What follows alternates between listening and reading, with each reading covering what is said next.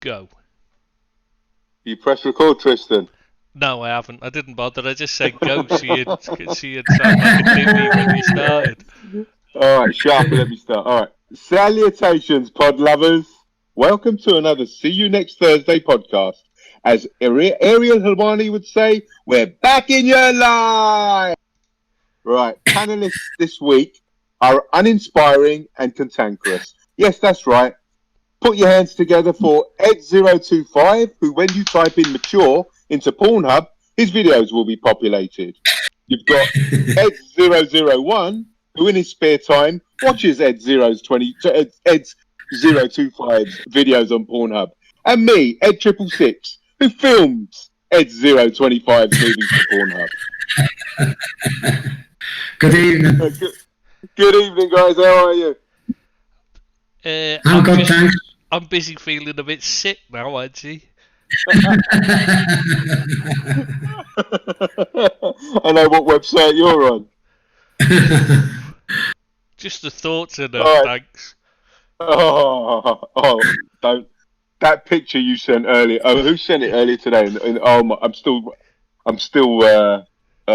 Billy on his holidays. Yeah, that was me. I'm still affected by that picture in the WhatsApp group. Anyway, we have a crackerjack of a show today. So without further ado, let's get going. So the powers that be have decided to keep playing football during a pandemic, and we have a topsy-turvy table, a topsy-turvy Premiership table. Well, everyone below City, that is topsy-turvy. All right, lads, is it City's title to lose, or is it too early to concede? Too early. Well, too early to concede. There's no doubt they're playing well, City. They've got a really good squad, and I'd say they were favourites for the league, but it's far from over yet. I don't see how you can concede it to City anyway, when Everton won it in the first week of the season, didn't they?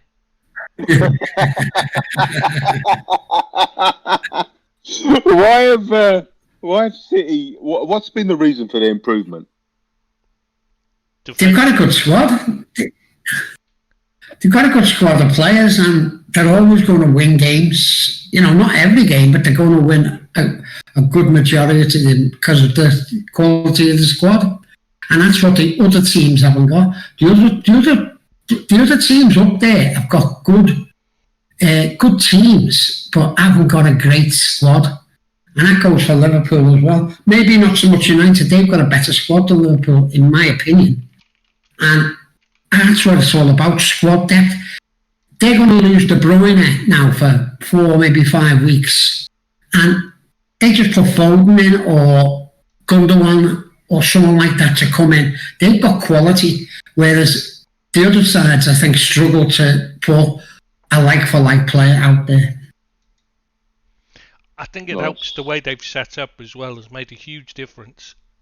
In the past, they've been too open, and that had been, left them open to counter-attacks and that. And now they've got two sitting in front of the defence, allowing the full, so they carry on sending the fullbacks bombing forward and leaving the attackers up there, but they're not getting caught on the break anymore.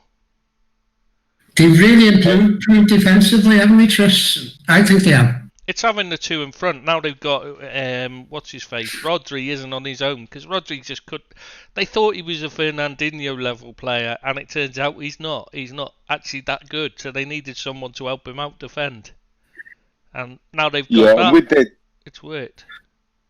Yeah, with them tightening up a little bit, they're not getting those basketball scores that they were putting up of all those seasons ago. So they're scoring less, but winning more. Yeah. Well, defences win titles. Ours won't.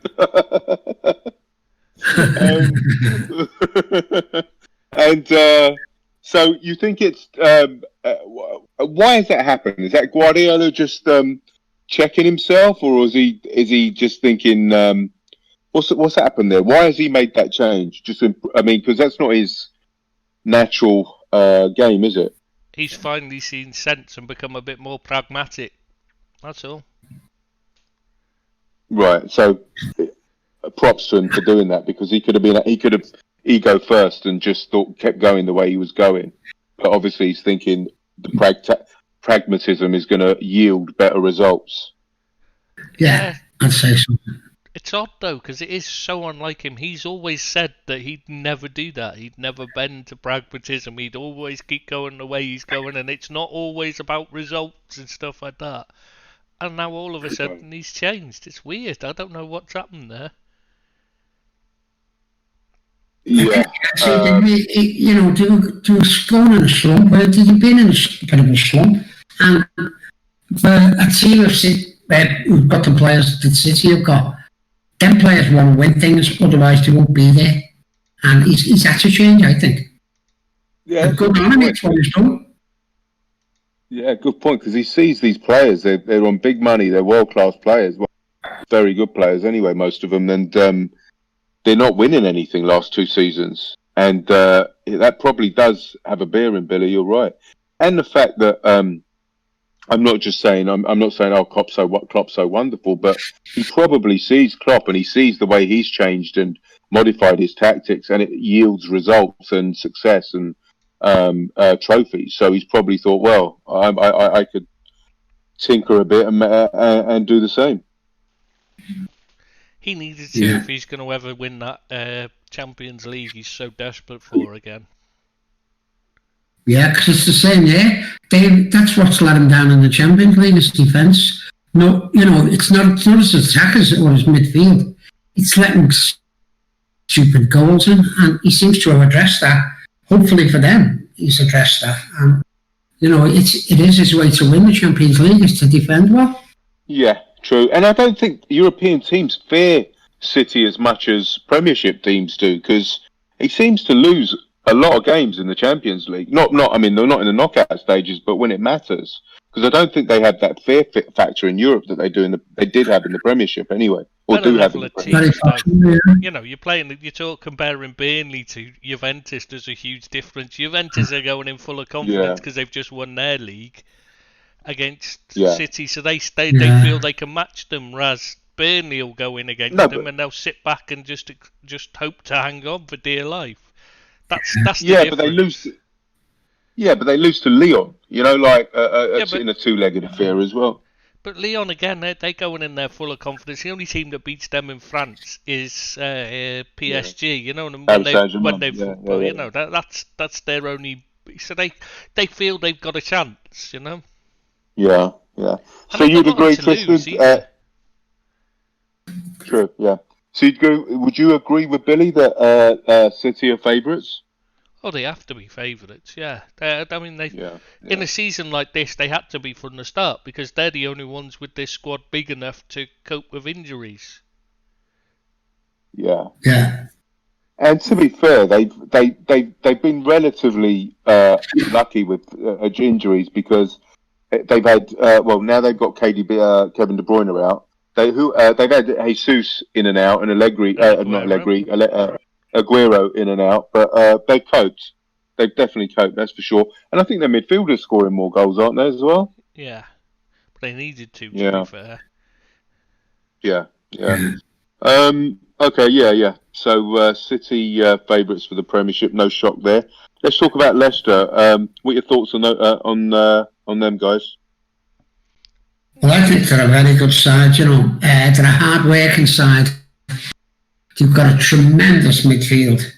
And I know they missed Vardy against us midweek, but they're still one hell of a side. And, you know, you see what you like about Rodgers. He has got them playing. They're playing good football. They're hard to beat. And they're a very solid side against anyone. I know Liverpool actually battered them the other week.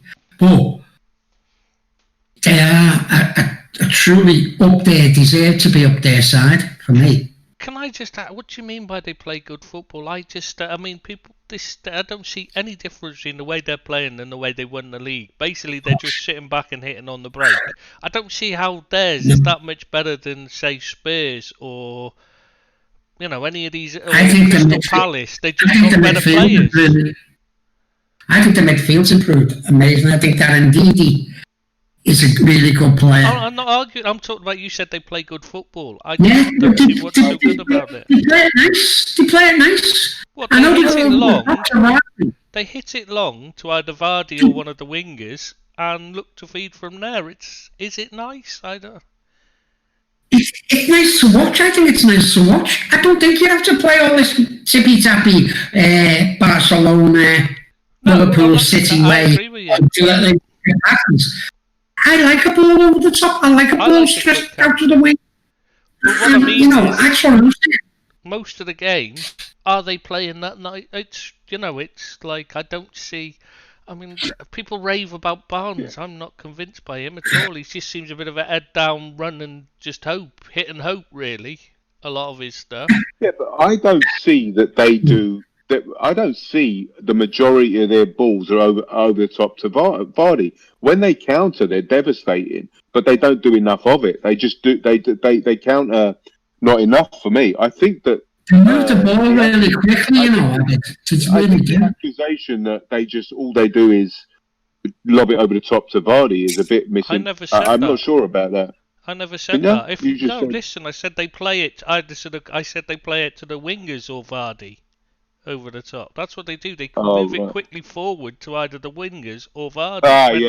Yeah. Sorry, I thought you meant they just lob it over to the. No, not just lob it. They can't lob it over. I was going to say this is one of the things they've had to change is because Vardy tends to not get the same space as he used to get, and I don't think he's at the same level as he once was. I think he's starting to show signs this season. He wasn't early on, but now he was starting to show signs of fatigue. But then you find out he was carrying a groin injury, so maybe that's all it was, to be fair. And that might be why they were avoiding. Maybe they weren't avoiding playing the ball over the top to him so much as, maybe they weren't not able to because of how well he was being defended, or more because he wasn't able to make the runs he once could because of the groin injury. It's be interested to see when he comes back what they're like with him. Yeah, but that Maddison's one hell of a player, isn't he? I love Maddison. He's marvellous in the middle. I watched obviously the Everton game the other day, and they move it so quickly, and everything seems to go through Maddison in midfield.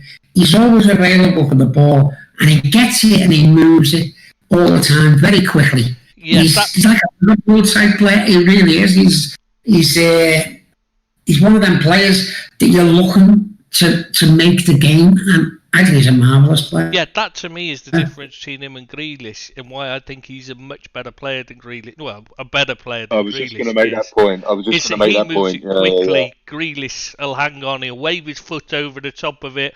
Players will be running off him, and he'll be still stood there just waving his foot over the top of it, and the opposition's got time to set their defence. With Maddison, he's already played the pass the minute he's got it, and it's the same with Thiago. Yeah. When you watched him against Spurs, he's already moved the ball on immediately, done something with it. Whereas Grealish was just a little too long. Same as Lallana used to annoy me because he'd just take an extra touch when you're thinking, no, there was a pass on when you play it. And Maddison doesn't do that. He plays it, and you think, I really rate him as a player. If only he could cut out the silly dives. Yeah, but that's what I was mentioning about the good to watch, because the way they set up against Everton was really good. The three in the middle, and everything went through Maddison. And as soon as he got it, ball away, and they looked a threat every time they got the ball. No, I was just asking you to expand on it rather than disagree with you. To be honest, I was just trying to get you to fill in more of why you think they play good football rather than see what I mean. Everything does go through Maddison on. He's a top quality player. Yeah, because I actually like him. I like him as well. Yeah. That's a great comparison, guys, actually.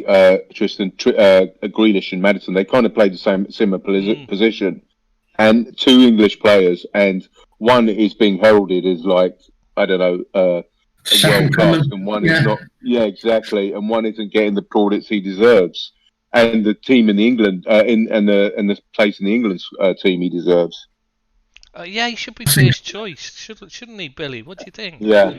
I think so, Trish. Yeah, I think he's a fantastic player, and I think someone big is going to go in for him. Whether Leicester can hold on to him, I don't know, but he can do the De Bruyne job for City. He can do, he can play for Liverpool. He could get in any of them top sides. I agree. Why is he a centre back? But I'd just like to point out, I was saying this when he was playing in the Championship, and everyone was like, why did you put him, when I did the top 10 attacking midfielders a few years back when he was in the Championship, I put him in and everyone was saying, why'd you put him in there? He's crap, what are you talking about? He's only playing in the Championship. So. When he played for Norwich, yeah. Yeah, he was that good. He was outstanding. He really did show you just, when you saw him, you were just like, this lad's going to go to the top. Yeah, it's a good player. But they are a good side, actually. Yeah, what Leicester do really well is they have excellent recruitment. Yeah. Their recruitment is... and they don't necessarily buy the most expensive players in the world for obvious reasons, but their recruitment is... the Fofana guy, he's not bad at all. I mean, what Liverpool would give for... so I don't keep mentioning Liverpool, but what we'd give for that player now, eh? Oh, he's an excellent defender. And when you look at how they've used him rather than, it's pure luck that he's got in there because Soonchu and that were all injured. And Evans as well, he was a good signing.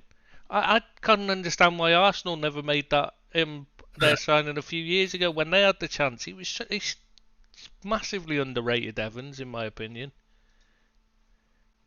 Yeah, he has done well. Let's move on to Manchester United. They've had a bit of a week, losing 2-1 at home to 2-1 at home to Sheffield United, and I also want to talk about the racial abuse their players suffered in the aftermath of that game. Yeah, actually, Swaneby, isn't it? He got a lot of abuse, and also Marshall. And it's just not on, is it? The racial abuse that's going on Twitter and all these forums now. It's getting out of control, and I think it was Triss who said, that something's got to be done about it, whether they stop them having social media accounts or that they're vetted and things can come in but they can't go out. I don't know what the result is going to be, but they've got to do something about it. Because the lad from West Brom now, he got the same, I can't remember his name. Who was it, Trish? Romain Sawyers. Yeah, he got the same. And, you've got all the kick it out campaigns and all that, and it's doing nothing. It's going backwards instead of going forwards, and they need to do something about it. Like I said to you when we were trying, because somebody, I won't name names, but somebody hadn't got a clue how to set up the sound so you could hear all of his. I won't say who it was, but it was me. Anyway, yeah. I was saying the only thing I can see that they've got to force, because it's the social media companies that have got to act. They're the ones with the power to do it. And so they've got to, all footballers and anybody else who disagrees with racism should just stop using their platforms until they fix it.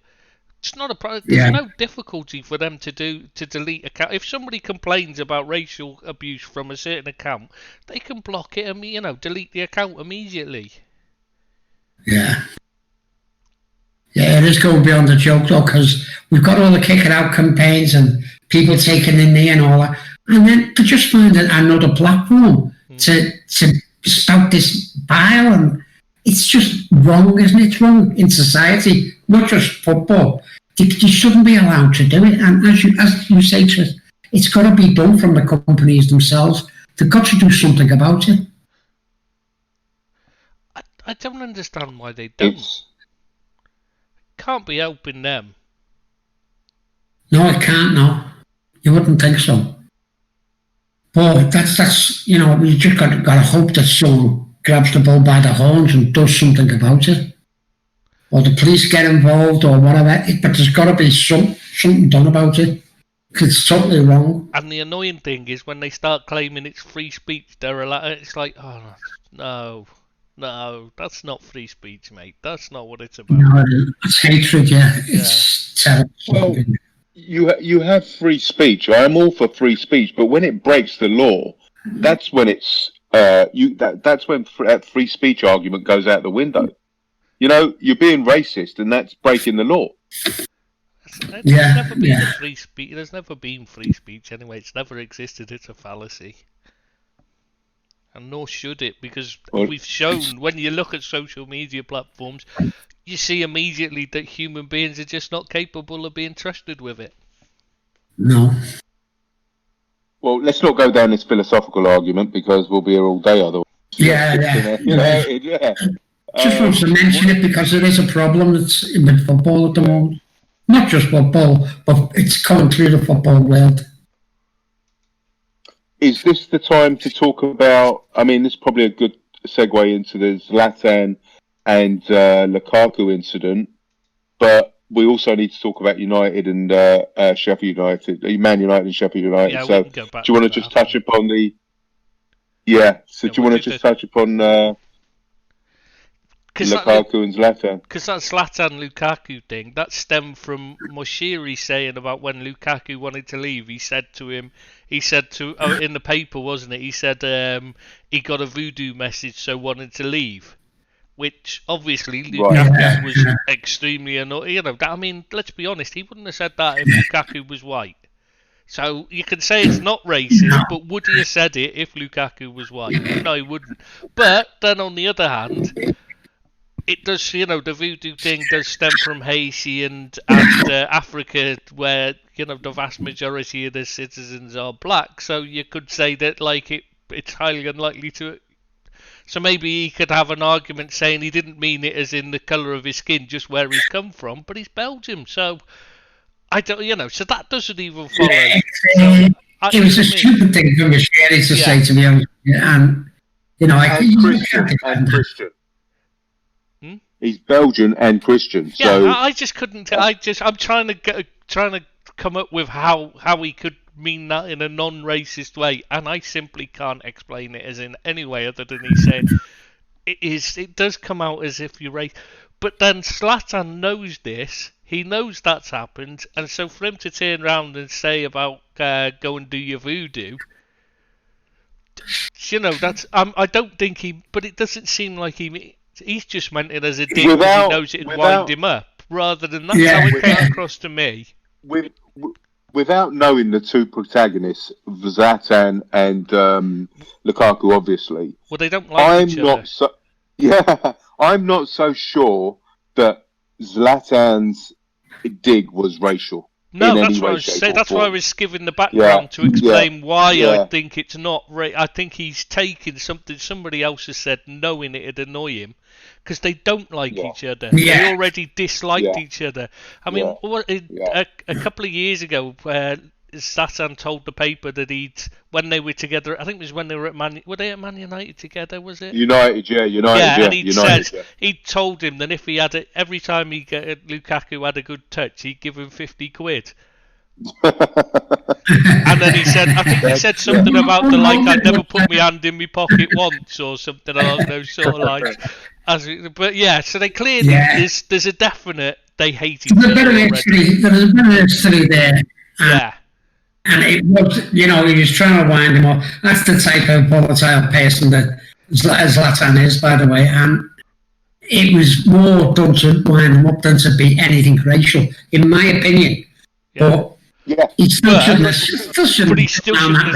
This is the thing, because it was a racist thing that was said to him that he's used then as a wind-up. I think it's still that he shouldn't have said it, and he should apologise rather than just saying there's no racism in Zlatan's world. Well, I'm sorry, but in the world there is racism. Yeah.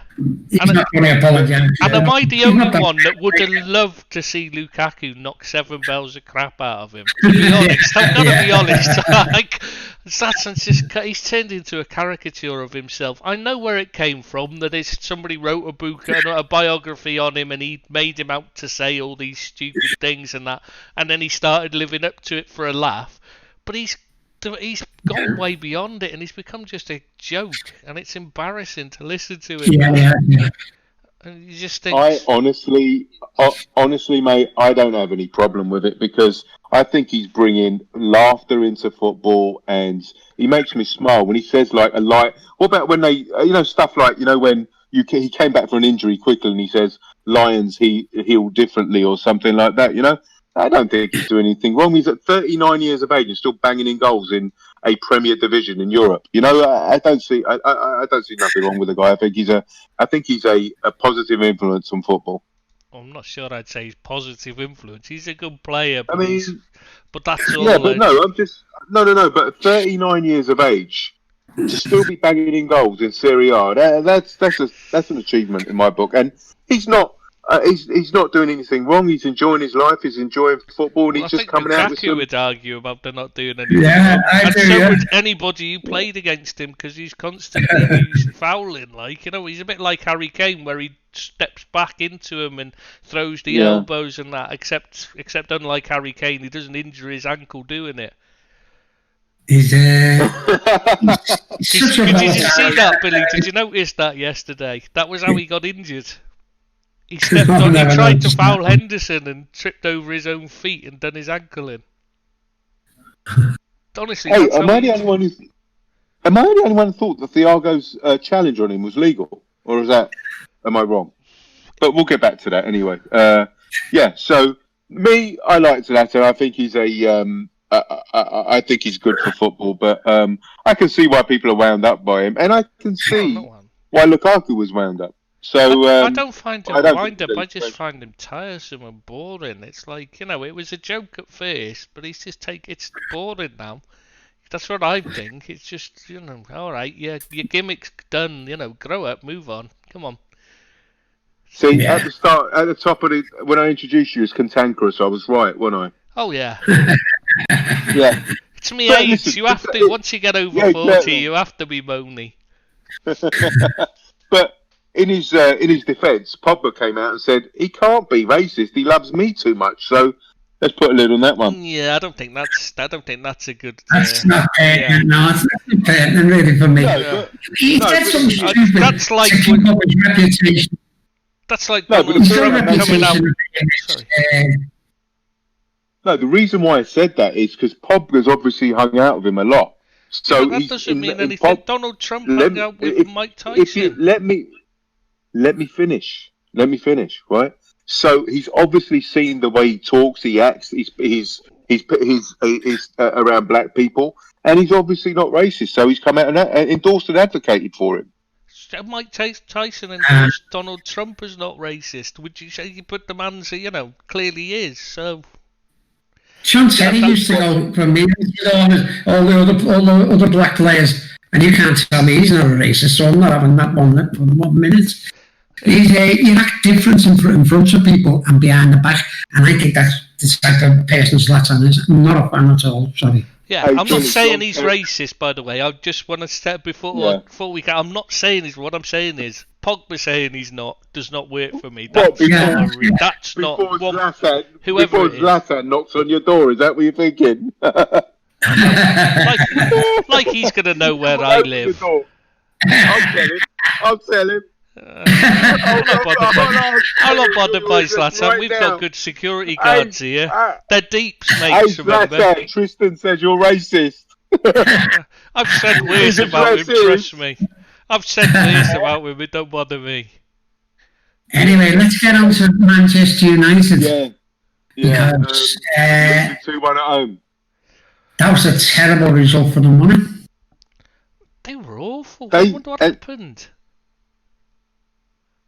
They just stopped playing, didn't they? They stopped doing the things that they've been doing. And I don't know if you watched it. I watched bits of the game because it was on the same time as Everton, but I did watch the game afterwards on catch-up. And I thought they were very, very lax. They never had the movements. Marshall, to be honest with you, he was awful. Absolutely awful. Never moved during the game for me. And I'm not his biggest fan anyway, but I thought he was even worse than what he usually is. But do you not think that a lot of their results have come from not from playing well as a team, but from individual bits of brilliance? and lots of diving. Yeah, we'll gloss over that. It's just individual moments rather than good team play, and do you think that's what caused this? Because Sheffield United had put in a great performance as a team, and yeah, they did. They were the better team. United had some good little bits of play, but not enough of them, and they just fell back. Everyone's doing it this year, by the way. Everyone's having bad results, and it's no big game changer. But they were, to what they've been playing, and they've been on this fantastic run, and they just weren't good at all. They had an off day. Well, that's second goal. I was watching it over and over because one of them asked my opinion on it on the Man United site earlier. And so I watched it over and over today because I didn't actually see the game at the time because I was doing the news review, news roundup while it's on, and it was just I was listening to it sort of. It's on the TV behind me, so I watched the goal and oh my god! And I just looked at it and I thought, Harry Maguire's about half an inch away from De Gea, gets the ball, and instead of just hoofing it clear, he passes it to De Gea. On the goal line? What the hell is De Gea meant to do with that? So he kicks it to the side, and then they all just stand around watching, and you're thinking, until the ball goes in the back of the net. And I feel sorry for Tuanzebe because he did the only thing he could do. He got himself in position to block a ball coming across, cut a ball coming across. He couldn't go to the man who shot, but because that should have been a midfielder coming back. Pogba was just stood watching, and Martial was just stood with his hands on hips doing nothing. But either of them should have been there to cover, but the bloke taking a shot. And Tuanzebe took up a decent position and just stuck his leg out, which is what you want your defender to do, is throw something in the way and try and block it. And he was just unlucky. Yeah. And I feel sorry for the lad because he's getting all the abuse when he did the right thing. It's his teammates who let him down. They stood and watched. It was the same play that they scored from about 5 seconds later, and all the Man United defenders just stood in exactly the same position as they was for the first phase.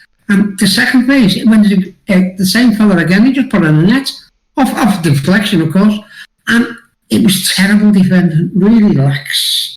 It's just from the start. Why didn't Maguire just put it clear in the beginning? He had the perfect opportunity to just clear that. He could put it for a corner or a throw in. It doesn't matter. Just get it out. That's what he should have done. What it goes through their mind these days that they play it back to the keeper? What's he meant to do with it? It just makes no sense.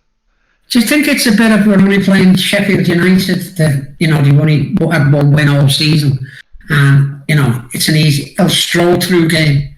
I don't know. Could be they're mentally relaxed. It looked that way that they were too relaxed. Yeah, that quite often happens, doesn't it, in games like that?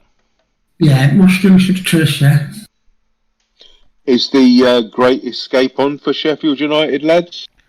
Still within a chance because Newcastle are plummeting like a stone. So if they can keep picking up results, they've got a chance. It's probably more likely it'll be someone like Fulham. Yeah, they've got they're 10 points behind Brighton. Who's the fourth from bottom? Is it Brighton? Yeah. Yeah, Brighton. Yeah, but Newcastle are the ones that are in real trouble because they're just losing every week. Yeah, they've got nothing, have they? And they're an awful side. Played them to the morning, so they'll probably find something. Yeah, you'd have to say, Newcastle would be the one that must fear for their place right now out of the ones that had. Burnley look like they're going clear now. They've got going now, and they look like they'll be all right. Especially as they've got the takeover to come. Next season, they might even have a decent squad there. Be interested to see what Dice does. Even Fulham have got better, haven't they? Their results have improved. Fulham's. Yeah, I'm surprised that they have. Haven't they? They bought quite well there. They bought a good defender, good solid defence now, which they didn't have. Yeah. That was their main problem, is their defence was bloody awful, but now they've got good defenders. They look like a much better team. Still need forwards, though. Goal scorer. Yeah. You think, just quickly touching upon Newcastle, You think Bruce is on his way, or will they have to keep him to the end of the season? He's got to be close, hasn't he? Well, he's just brought in Graham Jones to help him, so I can't see that he's going to be ready to sack him. Why bring in help? Ashley isn't the type to sack them unless the fans love him. While the fans turn on him, and none of the fans want Bruce, they all want him out, so he'll never sack him. He did the same with Pardew, remember? Gave him a 7-year contract because the fans hated him. Fight the fans. He's just an arsehole. He's just sticking the middle finger up to the fans. Let's be honest. That's all he does. Yeah. I don't know why he's still got the club. Yeah, I think if they're free falling, he'll have to make a decision. There's no chance he'll still keep Bruce if they're in the bottom 3 with 10 games to go or something. They'll bring a new face in, surely. Freshen things up. You would think so, but I don't know. I don't know who is there to bring in, and he wants rid of the club now, so I'm not sure he'd want to spend the money on sacking someone and bringing someone else in. I don't know. It's hard to tell with Ashley, isn't it? I mean, who the hell knows with him? He'll do what he feels like, and he won't give a toss what anybody else thinks. Yeah. Well, he's got the money not to give a toss. Isn't there been a thawing of relations in the Middle East, so that takeover may go through? Qatar and Qatar have done where they've all held hands, so to speak, again and sorted everything out. And Israel, oddly enough, have all got they're all gone all matey now, which is quite odd. So the takeover is a possibility next season. I don't know, because that was Saudi. There's nothing to do with Qatar, mate. No, but they've relaxed the. It was all about the piracy issue. That's all been sorted now, apparently. It wasn't about the piracy issue. That was just one of the things. It was the. It was also the murder of that journalist, wasn't it? Yeah, but I thought, from what I gathered, the driver was the piracy issues because Qatar didn't want. Qatar didn't want Saudi pirating all their football and piggybacking off it because they got it for free, obviously. Then. Yeah. So I think they've had a thawing of relations, and it's a possibility that the takeover goes through. Do you think Qatar's got that much power? They could have blocked a takeover in the Premier League. That's quite scary. I don't know, mate. True. Yeah. So mind, I suppose the Premier League wouldn't want them pirating either because they're not paying for it, so it's costing them money. And let's face it, it's all about greed, isn't it? The Premier League. Absolutely. What I'm saying is that the payments are being made now, so that's why there's no issue, I think. Yeah, but there's obviously other issues as well to work on. So I'm saying you might have a point because they wouldn't want anybody pirating to have power, would they? You're being ironic again, aren't you? No, I was actually saying you might have a point that they, the Premier League might take Qatar's side because Saudis wouldn't have been paying, would have been costing them money, and you know what the Premier League's like. It's all about money. Money. All right. Let's move on, shall we? Let's talk about Chelsea and the firing of Frankie Lampard and the hiring of Tuchel. Yeah, I don't get it. I get why they sacked Frank Lampard. I understand it. I'm not sure there was any point in doing it at this point in the season or anything. But I understand why he's done it. But I just don't get the choice of Tuchel. I mean, Frank Lampard, he was his own worst enemy. He was too arrogant to accept help when it was offered to him. Instead, he refused to do it, and So, if you're not going to take help and you're not doing as well as expected, there's only one way it's going to end, isn't there? You're going to get the sack. If you're meeting your objectives, you can turn down help. But if you're not meeting your objectives and your boss says to you, do you need a bit of help to reach them? And you say, nah, piss off, I can do it anyway. I'll do what I like. You're going to get the sack, aren't you? So, it was his own fault. He's caused his own downfall, but why Tuchel? I don't get it. He's a bit of a diva. Yeah, I think it's going to end in tears, that one as well, because he's not the type who will get on with Abramovich. For me, he doesn't like to be told what to do, and I think he's going to end up being a bad choice for Chelsea. Yeah, I agree. I think he's also only coming in on an 18 contract as well, so he knows that if he doesn't produce, he's on his way out anyway. And regarding the fact that he doesn't get on like the higher ups, the executives, I mean, he's always had. You're right. He's always been butting heads with the people upstairs. So, and I'm not sure that's gonna, like you say, Billy. It'll end in tears. It's a short-term thing, isn't it? Yeah. It's win-win. If he's successful, they'll carry on, and if not, they've got to get out of jail cards. So it doesn't. What's the word I'm looking for? It doesn't smell of long term. That's for sure. You know, there's no blueprint, so to speak. No. Maybe maybe the managers. Go on, mate. No, I was just going to say they don't really need long term, no, because the manager doesn't choose the play, doesn't do the signings or anything like that. They're just a head coach, so it's the ones above them that needs to be long term. But it does seem odd because they're not sitting with the same style of play all the they've not set a style of play throughout their system. Their youth system. That's what I'm saying. There's no blueprint. Yeah, so I mean, that's what I was agreeing with you. So, actually, it probably does matter who the head coach is, because they need to set this so it all works. So it goes from the, as they come through the youth academy, they can slot straight in, and whoever comes in knows how to do. Like Brentford, RBL, RBS, teams like that, they have this blueprint that they work to, and even though they're not spending as much money as others, they're managing to compete because they're all at the same.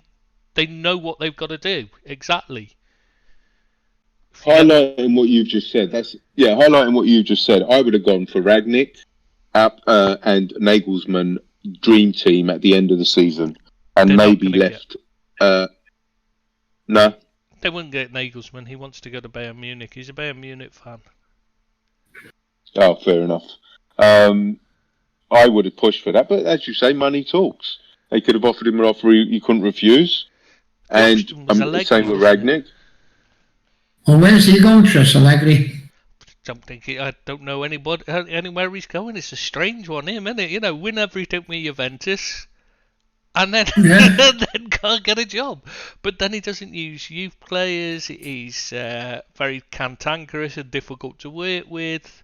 A bit like Tuchel in that respect. But Tuchel's got a better reputation. You must have a poster of him up on your wall, then. No, that's what it just reminds me of you, really. Was I going to say? What? That is a funny one. I mean, maybe he's not as good as he thinks he is, or people think he is. Maybe he's just. I mean, he doesn't play the most exciting style of football either, does he? He's very defensive, so. I mean, let's face it, Real Madrid and Barcelona aren't going to give him a job. Because they reckon that Gallardo's getting the Real Madrid job next, aren't they, or something? I don't know. That's who I want to see. That's who I want to see manage, but I don't want him at Real Madrid because I can't stand them. Yeah. You do mean the River Plate manager, yeah? Yeah, the River Plate manager. That's who I think Chelsea should have gone for. They should have spent whatever it took to bring him in. Fantastic manager. He's going to be something special, him. Right, yeah. So then he wouldn't get I've heard he's going to Real Madrid. I think that would be a mistake for him to go there. Yeah. Yeah, so I think that, I mean, if I was a Chelsea fan, my emotions would be all over the place because you're right, they don't seem to have any kind of plan. They just pay loads of compensation to a manager and just get somebody else and then do it all over again. And they win a trophy or two in the midst of it. There's no kind of long-term strategy. It is odd that it seems to succeed, though. I mean, how do they carry on winning when they seem in such disarray all the time, and yet I don't get it. I mean, yeah. I mean, they on paper they were a good team. They should be higher than they are, but they've just. I mean, it's not Lampard's fault that Havertz and Werner haven't performed. I mean, I ever seen a £54 million footballer miss as many chances as Werner's doing? I mean, is it ability? Is it luck? Is it a bit of both? I don't know. He just looks lacking in confidence to me, and Frank wasn't using him right. The same with Havertz and basically any player in the team, which is what led to the problems. They brought in these players and he didn't know how to use them, and he didn't give them a decent keep, which was a big problem. They're all much of a muchness, don't you think, the Chelsea players? The likes of Havertz and they're much of a muchness. They play the same role, all of them, and there's no like team ethic. It's all about the individual players rather than the team, and that's where I think Frank's lost it a bit there. Well, I think they made a mistake because Werner's a bit like you watch him. He's a bit like Jamie Vardy. So they brought him in, and he's not figured out how can he use. He's not figured out how to use him as a central striker like a Jamie Vardy. So he's instead played him on the left, and he just he's in a new league. He's not used, and he's got no way. They haven't seemed to figure out how to get him to in the positions to work. But they don't play as a team. They don't play as a team for me. They play as individuals. They're great individuals, but they don't play as a team. There's no setup. You're here, you're there. You go where you want and just play with the ball. And it seems as though there's no plan. There's no plan there to say this is the way we're setting up. You're playing on the right. You're on the left. You're in the middle. Nothing. They'll get that from Tuchel. To be fair. They will get that. You won't get that from Tuchel. They will really get it. He's very tactical. He's obsessively tactical to the point like he's a bit like he's not like Emery is in like where he just hasn't got a clue, but he's obsessive. I mean, like Emery is, and that it's one of them. But he reminds me of Rafa, to be honest, Rafa Benitez, but a bit more attack-minded, but a bit less tactically intelligent. Astute, yeah. Astute, I think that the thing with Tuchel is he's had some. I mean, at PSG, he had some of the best players in the world at his disposal, but he couldn't get them. I mean, he should have won European Cups with them, and he didn't. So, what he's obviously can't handle big personalities, but what he's not getting at Spurs is those. So he's getting them. Maybe he can do something at Spurs because the only. He's at Chelsea, mate. Yeah. Sorry, Chelsea. My mistake. Yeah. So I was just going to say you're right about the personalities. That was the thing they knew when he was going into PSG. It was why it was a bizarre appointment because he's always struggled to deal with personalities. He's a bit of a diva himself, and he can't cope with other egos. Yeah. Which, while we're on the subject of Champions League, have you seen Hansi Flick's close to the sack at Bayern? No, Bayern, no. Hey, you'd have thought that if you... Where are they in their league? Leipzig still top? Leipzig still top? I don't actually know, to be honest. I've not looked. Why is he close to the sack then? He's fallen out with those above him. I don't know whether he's what the league position is, though. I've not looked, to be honest. I don't know. Gotcha. Guys, can I just pause it for a second here? Give me 2 minutes, yeah? I've got to do something. Go. All right, ladies, let's talk about Liverpool. Where do you want to start? All right, let's get the centre-back issue out of the way before we talk about anything else. I know that's your favourite subject. Tristan, do you want to kick it off? I've been deleting about 40 bloody questions about this today because it's just the same one over and over and over. The problem we've got is, let's just explain the financial situation first. We're expecting they've lost last financial year 100 million, right? That's the expected losses. That's with just a couple of months of lockdown. And, this year, it's going to be a full lockdown, so they're going to have lost a lot more. There's no fans in ground at all for the entire financial year it's going to be. And you've got to remember there's also a massive loss in commercial revenue from things like shirt sales, etc. have all dropped, partly because the night kits are horrible. I'm trying to think of a nice way to put it, because they're ugly things, aren't they? and partly because nobody's got any money because of the pandemic. Everybody's lost job. Everyone's out of work, so there's not so much money around to spend on buying shirts and t-shirts and mugs and calendars and all that crap that people buy me usually for Christmas and birthdays. And there's just not so much around. So ground scores and all that. There's a lot of revenue gone missing. Exactly. That's every club. Huge losses next season because Liverpool are still paying for players from years before. We bought all our players on the never, like Leeds did, like Portsmouth did. Now that was fine when we were earning money. But now we're suddenly in this. That's why we're expecting a loss of 100 million. Is partly because we're still we're paying for players like Naby Keita still, and the likes of that, and Van Dijk and all that. We're still making payments on these players, so it's going to be difficult for them to put the money together to buy a centre back. So really, I just don't know what Liverpool can do. Really, my point is right. Apparently, allegedly, we're in the market. Klopp has said we're looking for a player, a centre-back, for the team before the January transfer window closes. Yeah. Looking for one and getting one is two totally different things. I understand. I understand that. But we weren't going to get one day before yesterday, but now we are. But the finances haven't changed. We haven't certainly got an injection. All of a sudden, got an injection of cash.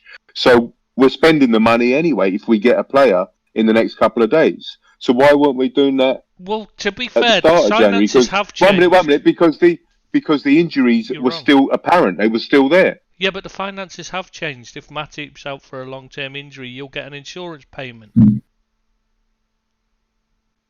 Is things that bad that we have to rely on? Things that bad at Liverpool that we have to rely on insurance to buy another player, get another player on loan. But what I'm saying is, it does improve the finances because suddenly you're not paying another player's wages, and you're getting a payout from the insurance to cover any possible medical expenses and all that. So it will change. It's the same with Van Dijk. His wages will currently be covered by insurance more than likely. The entire lot, so you're not paying this. So it does save money. It does mean that there's a little bit more, that if a loan can be found or a player that can be found that can be paid in the future, but adding more payments to our payment schedule, you know what I mean? So the thing that annoys me is people seem to forget when they're saying it, and they're always turning it on FSG, which it isn't really FSG anyway. It's Liverpool Football Club that decides whether to buy, the financial situation. It's not FSG at all. It's Liverpool Football Club that decide whether they can afford to or not. So that's whoever, Martin Edwards or whoever's in charge of it. But people seem it's Gordon that had Gordon has the final say. Right. Yeah, that's who I'm. Sorry, my fault. That was a mistake. I should have said Gordon. You're right. But the other thing is people who constantly blaming FSG. That's the fourth time you've agreed with me today. I'm worried. No, there's something going on in that head of yours. I must be wrong. I must be ill. Anyway, it's the lockdown's getting to me. That's what it is. Yeah. But the people seem to forget when they're blaming FSG for not putting their hands in their pockets. They're forgetting that, the reason why we're in financial trouble so much is because they have to keep bailing out Klopp from his bloody tapping up experiences. How many 15 million extra we paid on Van Dijk is just one tapping up experience. That 15 million could have bought a centre back in the summer. Yeah, but you've got to also understand the players he's sold and the money he's brought in as well. Yeah, that kind of negates it. No, that's irrelevant because he's Coutinho was sold because of him. Cash in, cash out. A business is run on the simple premise: cash in, cash out. So how can it be irrelevant? Well, they're not gone because of Klopp. Because Klopp's not sold them, has he? Coutinho was sold because he wanted out. No, but... It wasn't because Klopp was doing but it's still a business, though. It's still a business. It doesn't matter when they were sold. It's like, it's money in and money out. That's the premise of a business. I don't see that. So he spent... he spent a lot less than managers around him. But no, because most of them payments haven't come in. Like we didn't even get the bloody. We're not even getting the money off Coutinho because we've already sold that to take the money in advance. Remember? We've already had that money as well. Yeah, exactly. And we didn't get all of it. We only got a small percentage because they wanted the cash there and then because we were in financial difficulties because we keep spending so much on these payments for players we need to build a squad for Klopp to win things with. Except we weren't expecting a bloody pandemic. Remember, this is the thing. Everything's done on the basis of a normal situation. Yeah. This pandemic has totally screwed up every football club in the world. It's not just us, it's all of them are in a mess. The only difference is teams like Man City, PSG, they've got the backing of a huge, a huge conglomeration of the funds, these capital funds from that they can tap into. Most of us haven't. Yeah, but you can't use personal money from because of FFP. You can during this pandemic. They've relaxed the rules, haven't they? Because of the state of it. Because you what? Say that again. They've relaxed the you're FFP telling rules. So you're telling me FSG can put in a couple of million and pay for a player? Well, what player are they going to pay for? 2 million? What's that going to buy? Matt Phillips would cost more than 2 million. So why would it? You're not going to get someone better than we've got. You're telling me. 1 minute. Let's elaborate on that. You're telling me that FSG can put money in from their own pockets and buy, I don't know, the Schalke centre back, for instance, right? What's his name? I can't remember his name. Anyway, right? Just for example, they can do that, and we won't fall foul of FFP. Is that what you're saying? Yeah, well, I don't know because I don't know how far they've relaxed it and how far off we are. It depends. Okay. But there is a possibility that yes, someone could do that. But it's mostly about I'm talking about propping up the, if the clubs are struggling, they can prop up. You know what I mean? Whereas Liverpool can't. Well, I'm sorry because if that's the case, these are billionaires we're talking about, right? We're talking about saying that, but they own. They're only a part. FSG is a whole group of people. Which of them's going to put their money in? Not being funny, but if one of them puts his money in, he's spending his own money out of his pocket. What about his? You know what I mean? It's like, well, my mate isn't. All right. So there's a how much have they lost during the pandemic? But there's a group of them, correct? Right? Yeah, but they put in a couple of million each. Finances are like. I mean, have they got them all tied up in? They might have it all tied up in property and businesses that are, for all we know, they could all be in the same boat because their businesses are all failing at the moment. So yeah, it's so hard. You're telling me FSG ain't got any money liquid? The shareholders of FSG ain't got any liquid in the bank. Is that what you're saying? Well, they're not in the same situation. It's all guesswork, boys. It's all guesswork. You don't know what the finances are in the football clubs. Gordon and Henry ain't got a few million lying around in their bank account. Is that what you're saying to me? Probably not. They probably haven't at any time because what they do is they don't do. You think that they use their liquid cash at any time? They don't do that. They mortgage everything. I'm not dumb. Yeah, exactly. I'm not dumb. I know the principles of business. And you can't get mortgages at this time. Yeah, and they're not going to get a mortgage at this time. Oh my God! Please don't sit there and tell me that J.W. Henry hasn't got money in any money in his bank account. Please don't tell me that. I'm sure he has, but he's not going to have enough. He's not going to have 15 million sat there waiting to buy, to pay a down payment. Oh my God! Oh my God! You're telling me this is what you're saying to me? J.W. Henry's got no money in his account. Is that what you're saying? Well, you're not. But how can you expect someone that's a business? How would you expect them to just? No, but that's the point. That's not the point. That's not the point. You just said that J.W. Henry's got no money in his bank account. Well, no, I haven't said that. I've said I don't know what he's got in his bank account, but I doubt he's very much got 15 million in his bank account sat there cash waiting to go. You're all guessing. You're guessing the two. I'm saying I don't know. He's saying he must have this money. I know used to. I know where you're coming from, right? And you're not going. And I'm not. Listen, I'm not. I'm just saying, right? And I know that yous are advocating for FSG because there's a pandemic and you can understand why they're being frugal. And To an extent, I can, but I also see the other side where we've elevated them into. We already owe FSG hundreds of millions. The club does. Another 5 million ain't going to make a difference, And my what friend. are you going to get for 5 million? We need to get top four. We need guaranteed top four. We don't need to get top four. It's a football. It's a oh game. My God! Of course we do. Because if we don't get it, then to next year will be even more. We will be lacking financially even more, and that's where the trouble starts. That's where the downward spiral starts. We have to be top four next already season. Started because we've spent too much and the pandemic's come along. Unless you know that pandemic's ending, definitely, the risk of spending is obscene. The best thing that most clubs are going to end up doing is starting to cut their cloth accordingly and going to be starting to offload players over the next season. Next summer and that. Like, there's going to be lots of players coming available cheap because clubs are in trouble for money. I understand where you're coming from. Could be a real problem. I understand. It's just. I think it's very. I think this I think this relationship between Liverpool and FSG is very reciprocal, right? I understand they've given us a lot, right? And we've given them a lot in many ways, tangible and intangible, right? But this is where they have to stand up to be counted. If they can give us some money and throw some into the club and for us to buy or loan a player, then they have to do that, because for me, that's where the downward spiral, and that's where the problems start if we don't get top four. I'm not even talking about the Premiership or the Champions League. I'm just talking about getting into top four this season, finishing the top four this season. You think we would get top four without I just don't see that we're in that much trouble. I don't see that we're that badly off that we can't make it anyway.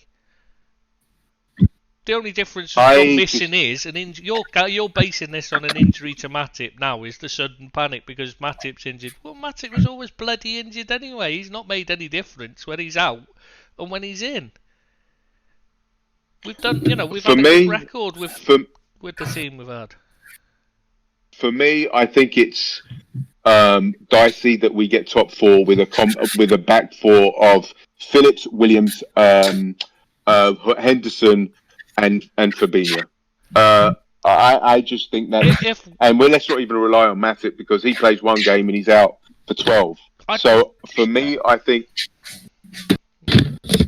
See, I'm quite happy with Phillips. It's just Williams. I'd agree with you. If Williams is the choice, then yeah, we're in trouble. But if it's Phillips, I'm quite happy with Phillips and Henderson. He's done wrong I think he's fine. He's got a good defensive play. He's a good defensive player. Okay, he's not the best on the ball.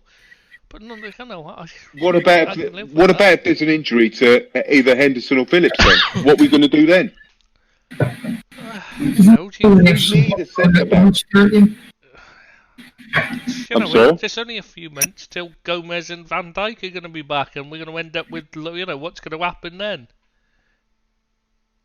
I'm not going out and saying FSG go and spend 40 million on someone. I'm just saying bring one or two short-term deals in. Like, nobody knew about Aaron Long yesterday. Nobody. Now he's been linked to us all left, right, and centre. I'm just saying we haven't got the encyclopedic knowledge of footballers around the world like Edwards has and Liverpool has. So yesterday, I didn't know who Aaron Long was. Did you, yes. Billy?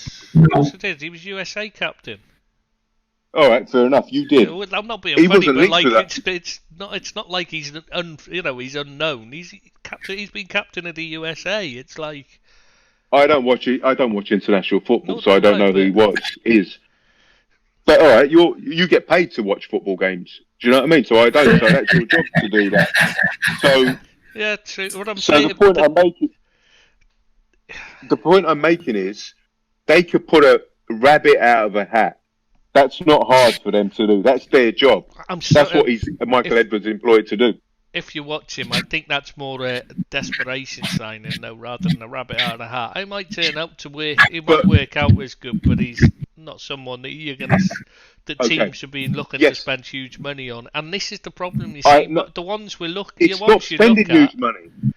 The ones you look at, but it's for loan. Then you get crap. This is the problem. Phillips has been better, and until Phillips was better than most of the ones that were that were available within our budget. Tristan, I'm not saying I want Aaron Long. What I'm saying is that there's players out there that you can magic out of thin air, like what's happened with Aaron Long. You know, there might be a great player out there that we could get on a 6-month loan. We don't know. I mean, look at Winston McKennie that went to Juventus from the MSL. He's amazing. Weston McKennie. Weston McKennie. Sorry, my mistake. He's played incredibly well. You know, so there's players out there we don't know about. He's playing well in the in Serie A for Juventus. Is a bit different from coming in and playing for Liverpool in the defence where you have to actually play. You know, where you'll be put under pressure constantly and that. It's the hardest league in the world to just come into, and that's the problem we've got. That's why it's. You know, this should have been done in the summer. It wasn't because we couldn't find anyone, and now it's just going to be whoever comes in is not going to be fit to play. I mean, I had 2 put forward, Subotic, but he's not fit. So you know, we're going to be waiting a month at least before they're fit to play. It's a problem if you buy anyone, bring anyone in from MLS. It's the same thing because they're in off season. It's not going to be fit. No, they're not in off-season. What they've done is they've suspended their league until April because of the pandemic. The season finishes. It goes into year to year. Theirs is a January their season's been postponed. The season start. Their season's January to, January or whatever. Is it January or February or March or somewhere normally to but they're not October, November time. So they'll be still training. They'll have some kind of training, but that's not the point. The point is that close to it. As I said, my point is, I don't care where they get him from. They've just got to get someone in, and we need a body because I don't know. Let's not labour the subject because should we go on to what else we're going to the game yesterday? What on earth is going on there? Billy's digging a ditch or something. Have you fallen out with the missus and you're burying her body under the patio? I've been making myself a cup of tea. What did you go wrong about the defensive problems? You may as well. Did you guys watch the game yesterday? Yeah, I did, yeah. Cool. Thought Liverpool were very good, actually. What do you think of Bobby? He played alright. He was alright. He wasn't great, he was alright. Yeah, it wasn't his best game. He was okay. I'll tell you, it was poor. Hugo Lloris, what a bad keeper he was yesterday. He hasn't been the same since they won the World Cup. You know, for France, it just seems like he's lost his way since then. He's been consistently making errors since then. He made a brilliant save from Mane, fantastic save, and then gave 2 goals away. One where he should have just grabbed it off Bobby's foot before it got to Bobby, right between him and Eric Dyer. The first one.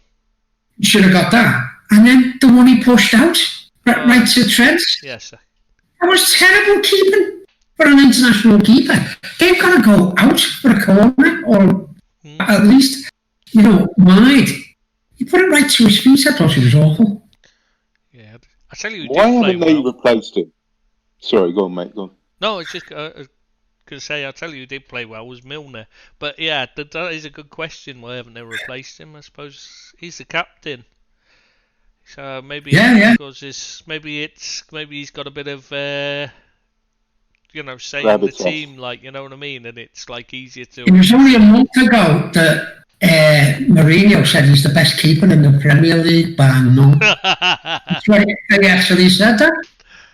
Bless. When he had a good game. Yeah, but this is the Mourinho that said last time that Tottenham were the better team, even though they only had like 2% possession or whatever it was.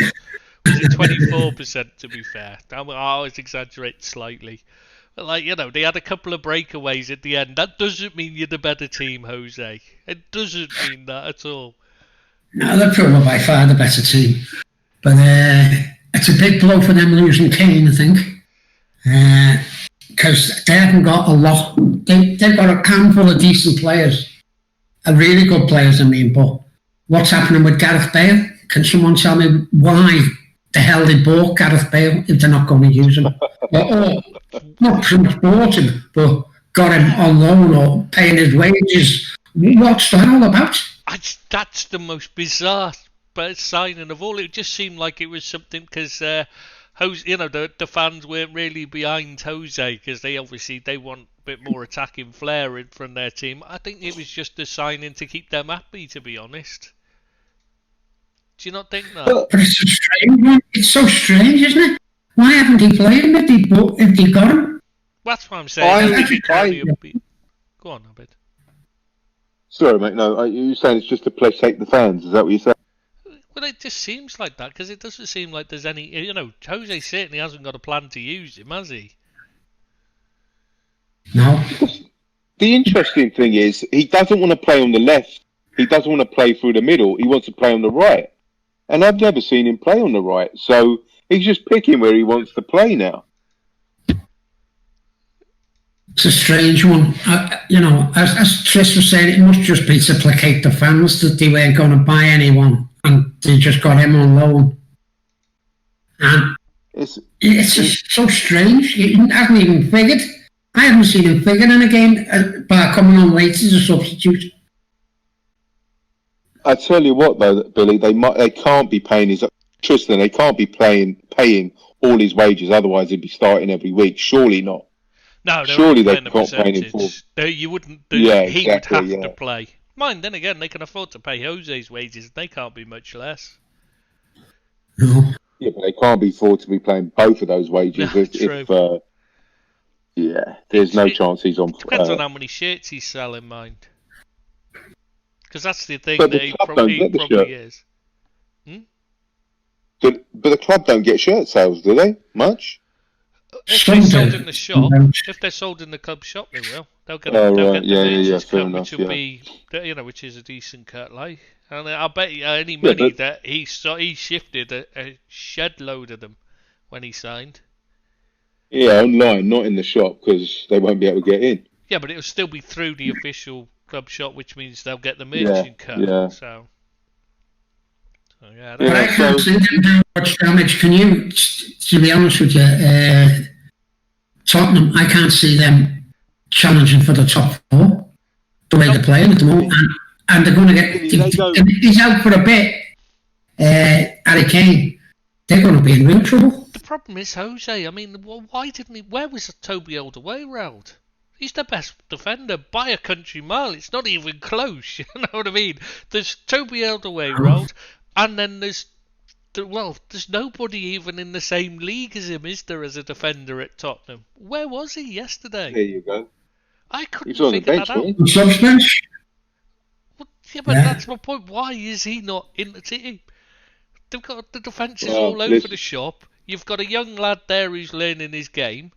Put Toby Alderweireld next to him to talk him through it, and problem solved, isn't it? Instead of having to play a left back at centre back and then a right wing back at left wing back, and totally mess with your team. I know a decent team that'll take Toby for 6 months in the Northwest on loan. Yeah. Can you imagine? Oh, lovely. I'd love to sign him. Yeah. Can you imagine? But it seems like, to answer your question, Billy, about Jose, they seem to take one step forward and 2 steps back. I suppose that's Spursy cliche, isn't it? I mean, it's just weird. They've got all the talent in the world as well. I mean, remember you were saying before about Ndombele. Oh. What a cracking player! I mean, they don't. He never played well yesterday, but he is a great player. Fabulous player. But you're right. He didn't play. He wasn't his best game. But some of the individual stuff he did was that turn. Was it for the goal? Yeah. Yeah. I mean, Holberg was a world class goal, but the turn for the goal, the setup by Ndombele was incredible. Can I ask? Can somebody please explain to me? The commentators were raving about Højbjerg all through the game. Now I get he scored a great goal, fabulous goal. Can't take that away from him. It was brilliant. But what else did he do all game apart from get dominated by James Milner, who's 35 years old? And he got absolutely dominated by Milner. What did he do? The commentators were talking about him as if he was man of the match. I thought he was their man of the match, I'll be honest with you. I thought he played well. Honestly, I thought he played well. He was involved and he was up and down all the time. Where? When did he get up and down? I mean, I'm sorry, I don't see that. Oh, I thought I'm looking at it objectively on it, but I thought he was one of their better players. But the problem they've got is that they haven't got enough good players. The likes of Harry Winks, and I'm not picking on Harry Winks, but, he's coming on. He can't change a game. He's never going to change a game for you. The lad Bergwijn, he was awful. You've got so many players that are really average. Eric Lamela is not going to win you a game when he comes on. You've got so many players like that. That Bergwijn, I watched him and I just thought he didn't know what he was meant to be doing at any point in the game. It was like he didn't have a position he was playing.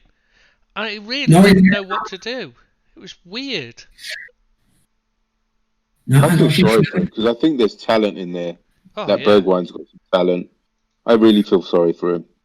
But they're not going to get used to their full extent because they're attacking players. They're not going to get used to their full extent while they've got a manager who only knows how to defend. Yeah. I think that. I think also that now that, like you mentioned, Billy, that Harry Kane's out for a while, I think that we'll see. Hopefully, that lad Vinicius will shine because he's a bit of a player. Well, I like what I've seen so far, anyway. He's 25. He's not like 15 or anything. Like people keep going on as if he's like 16, 17. He's like 25 years old. Yeah. But he looks a better option than Lamela, doesn't he, to come off the bench? Yeah. Oh yeah, he looks a good player. But I'm just saying he's not a kid or anything. Like people keep making up. They're all kids compared to us. That's a fair point. That is a fair point. Yeah. So. Like you say, guys, I don't think they're going to threaten top four. No, I don't think so. What about Arsenal? Had a better resurgence, haven't they? And they had a great result against Southampton the other night. And they've gone on a bit of a run below the radar, and they're really shooting up the league. And, I know you're great fans of Arteta, but he's doing something right at the moment, isn't he? He's picking the right players, that's all. But if you watch them, they're similar to Man United. They're not actually particularly good. They're just relying on individual moments in a similar way. You know what I mean? It's the kids come in. It's the kids come in that have got fit. The Smith Rowe and what's his name on Martinelli and that. And Saka in particular, what a player he is. I did say he's the player I'd take off them all day, every day. He'd be the first one off them. But yeah, they've come in and they've gone in and actually they've got some individual talent and that's winning them games, a bit similar to the way Man United are doing.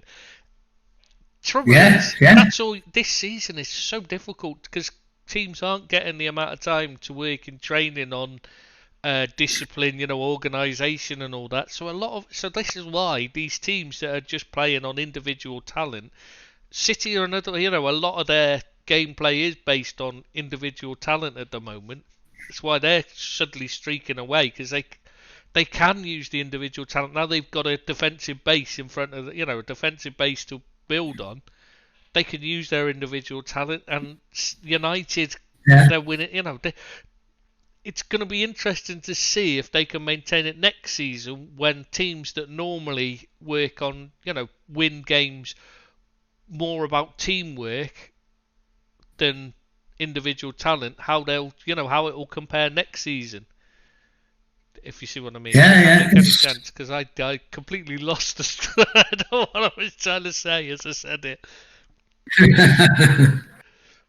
Yeah, will United still do as well? Or an Arsenal and that when that's what I was trying to say. Do you think they'll still be as do as well next season when it's hopefully back to normal-ish. This has been an amazing season and up to now. It's just so off the scale with the pandemic and everything that goes with it. That we still don't know who's going to finish in the top 4. And there's one of like 7 or 8 teams maybe could finish in that top 4. And someone's only got to go on a bad run and they'll be out of it. It's that type of season, isn't it? Everton could actually get in the top 4 if things go for them. You go a bit far there. But... I'm telling you, they might. Yeah, they could do. This is the thing. Anyone could. And you only got to look. City a few weeks ago were 15th place, weren't they? They were. And United were 11th or 12th. I think United were just above them, weren't they, at the time?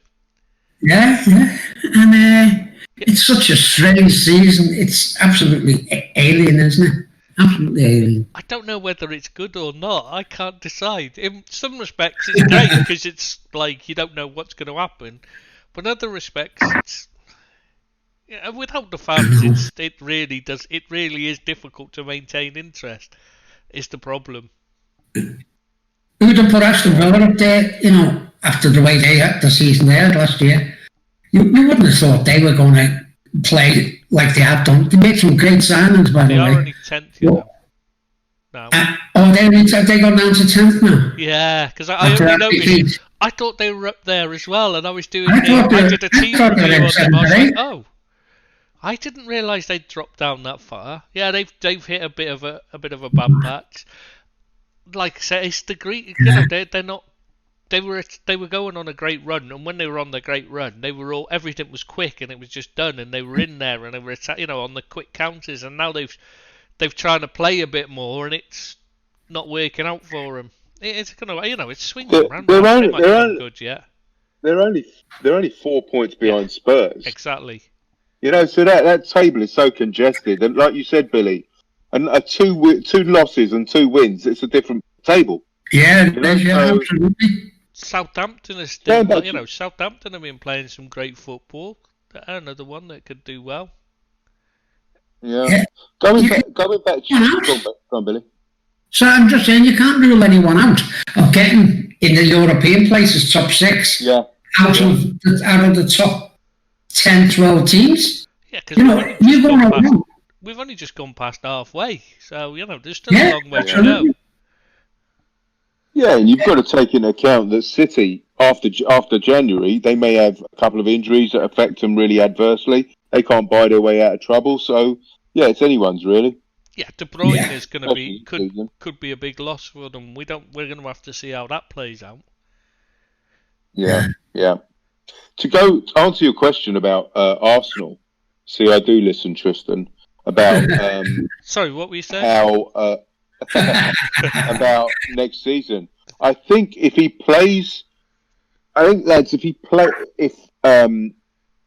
Arsenal pick players on merit rather than how much they're paying them or how much they cost, I think that's what they need to do, because clearly he needed to be playing Saka, not Pepe, because he was picking Pepe over Saka. So and Martinelli, obviously another player that will come in that maybe take over from Willian or whatever. So it's just he's got to play who's playing well, not base it on how much they're getting paid, because that will just end in tears otherwise. But he seems to have done that over the last month, doesn't he? He seems to have had a change of tack. Yeah. I don't know whether he's been advised it or whatever, but they have really got their act together. Yeah, it seems to me. They had a bunch of injuries though, as well as the young players coming back from injury. They had injuries to the first choice players were ruled out, so they had no choice. This is the interesting thing now, is over the next few weeks, is when they're all fit, who does he pick? Especially with Odegaard signing, will that mean Smith Rowe's made a huge difference? Will he now drop out because they brought in this big name Odegaard on loan? I haven't seen much of interest. Is he a good player, Odegaard? Well, I watched him playing in Spain for a player profile recently, so I watched a few of him, and he he was a good player, but he wasn't a great player. You know, when you watched him, you thought he's not lived up to the promise he'd shown at 14, 15, where he looked like he was going to be a world beater. He's definitely not. He's not improved. He reminds me a bit of Rooney, where he just stagnated. You know what I mean? Where he was 18, 19, he was brilliant, and then he just stayed at that level for his entire. You know, he never improved over his entire career. And you're thinking, what could have been? And I think that's the same with Odegaard. He's just not gone anywhere. He's good, but he's not special. He doesn't have anything special about him. You know, that sprinkle of stardust that when you watch a great player, you think, wow, you know, you see something in them. He doesn't. Well, none of the games I watched of him, he did that. You know, he did anything that you thought. He was all right. He wasn't a bad player by any means. But who's the other Spanish fella they got on loan? They may not. Ceballos, he's better than him. Ceballos, yeah. Yeah, he's crap. He's better than him. Yeah, that's like. Yeah, but that's like saying he's better than you. It's not saying, mate, is it? You know? Yeah, but who did he go out on loan to from Madrid? Was it Sociedad or Bilbao? I think he was at Sociedad when I watched him. I'm sure he was. That's right. That's his. Yeah, Madrid's his parent club. So it was loaned out to Sociedad. He did really well out there. Well, yeah. Well, I watched it. It wasn't that impressive, to be honest. He was all right. He wasn't bad. He just wasn't. His work rate has a lot to be desired. Was the thing I noticed, if I remember rightly. Well, this is the playmaker that Arsenal desired. So he's got what he's wanted. So I just thought that, like, you know, they seemed to be all right, and it was the last. It wasn't what they really needed. I thought. Yeah, I mean, I just caught. Yeah, basically, he's very left-footed and that. I was just taking. Yeah, it's Sociedad. It was Sociedad, and he was taking their set pieces and that. But yeah, it just basically, I wasn't impressed with his movement and that. But he's strong, but goes down easy and stuff like that. You know, he's a bit. There's something there. There is a player there, but it's just not like as special as we were led to believe when he was 14 and 15, you know, when everyone was fighting over him. Yeah, including Liverpool. Yeah, everyone did. Literally everyone was, and he ended up at Real Madrid. As you do. Yeah, I mean, he's had a few. The thing is, he's had a few problems while there because they basically led him to believe that he'd be in the first team, but. He wasn't. Zidane wouldn't pick him even. He was just playing. He wouldn't even. You know, he didn't even want him in the training and stuff like that. So there was a bit of. So there's been a few issues, like, and he's having to rebuild his career basically. But yeah, I just don't see him being the player everyone really thought he'd be. But it might be good enough for just to do something for us. I just think it's a bit odd because Smith Rowe had just emerged. I don't know what they needed him for.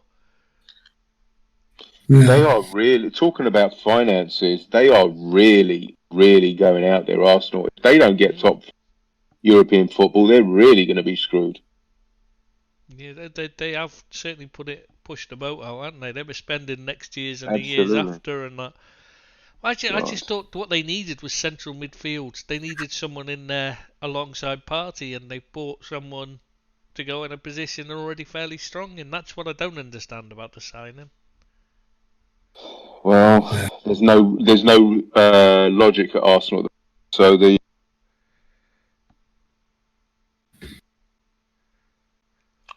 right, lads, you want to talk before we get on to transfers? Do you want to talk about any of the bottom sides?